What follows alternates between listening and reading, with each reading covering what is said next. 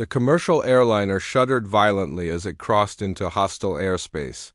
Flight 227 from Dubai to London had been forced off course by a massive storm system, and now the 312 passengers had no idea they'd just entered a war zone. In the cockpit, Captain Miller's face went pale as his radio crackled to life. Unidentified aircraft, you have entered restricted military airspace. Divert immediately, or you will be shot down. Before we go any further, I want to know where you're watching this from. Drop your country name in the comments right now. Let's see how far around the world this story reaches. And if you're already hooked, hit that like button. It helps us bring more incredible stories like this to people everywhere. Captain Miller grabbed the radio with shaking hands. This is Commercial Flight 227. We're a civilian aircraft with over 300 passengers. The storm forced us off course. We mean no harm. The response was ice cold. You have 2 minutes to turn around. We have F-16s inbound.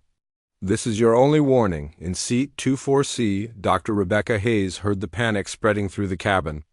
Flight attendants were trying to calm people down, but everyone could feel something was terribly wrong. Rebecca closed her eyes and took a deep breath. She was a civilian now, had been for 8 years. She'd left that life behind. But some training never leaves you.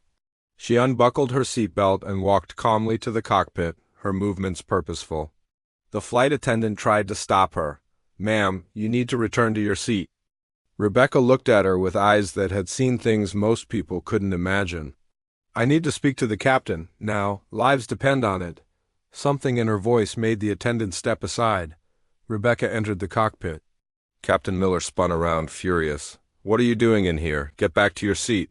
Rebecca spoke quickly and clearly. Captain, I'm former Air Force, fighter pilot. 12 years active duty. I can talk to those F-16 pilots. Let me help you. Miller stared at her like she'd lost her mind. You're a passenger. You can't just... The radio crackled again. 1 minute remaining. Turn around now. Rebecca grabbed the radio from his hand. This is Colonel Rebecca Hayes, United States Air Force, CalSign Eagle 1. I need to speak to your flight commander immediately. Think about this moment right here. Sometimes the person sitting next to you has lived an entire life you know nothing about. If this story is giving you chills, share it right now. And if you haven't subscribed yet, do it now. We bring you these real stories every week because they remind us that heroes walk among us every day. There was stunned silence on the radio. Then a different voice came through, sharp and professional. Say again your CalSign. Rebecca's voice was steady. Eagle 1, Colonel Rebecca Hayes, service number 7-3-4-2-9-8-6.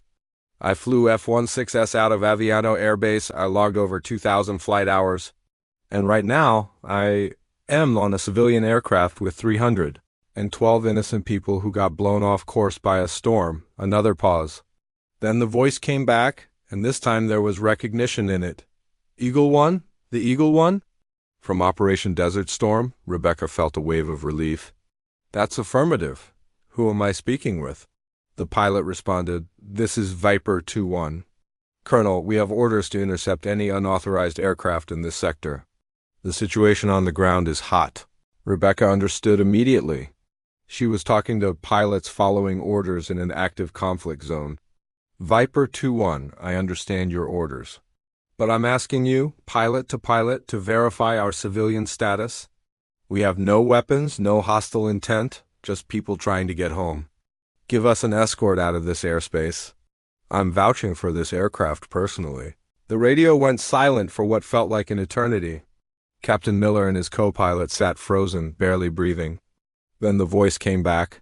Eagle 1, we're going to need verbal confirmation of some details only the real Eagle 1 would know. What was the CalSign of your wingman during the Baghdad mission? Rebecca closed her eyes, remembering. Falcon 3, Captain James Rodriguez. He saved my life that day when my hydraulics failed. Talked me through a dead stick landing on fumes. Another pause. Then, confirmed. Eagle 1, this is Viper 2-1. We have you on radar. We're coming alongside for visual verification. Then we'll escort you out of restricted airspace. 5 minutes later, 2 F-16 fighters appeared on either side of the commercial airliner. Rebecca watched through the cockpit window as one of the pilots gave a salute.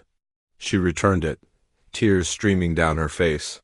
For the next 40 minutes, those F-16s flew protection for Flight 227, guiding it safely out of the war zone and back into commercial airspace. When Rebecca returned to her seat, the cabin erupted in applause.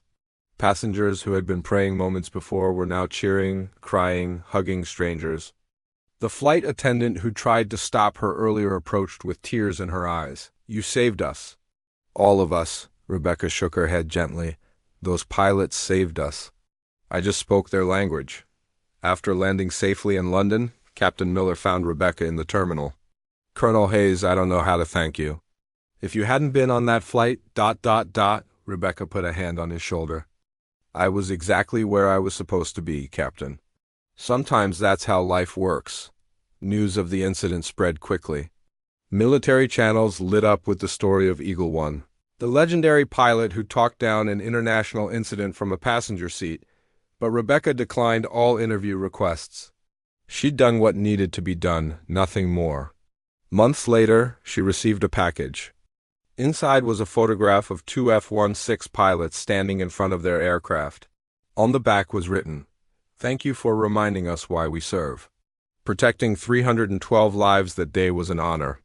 Viper 21 and Viper 22. If this story moved you, if it reminded you that everyday heroes walk among us, then share this video right now.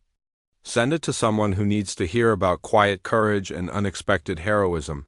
And please, hit that subscribe button. Join our community." Every week we share stories like this because they remind us that you never know who is sitting beside you, what battles they've fought, or what lives they might save. These stories matter, and we need your help to share them with the world. Thank you for watching, and thank you for believing that one person can make all the difference.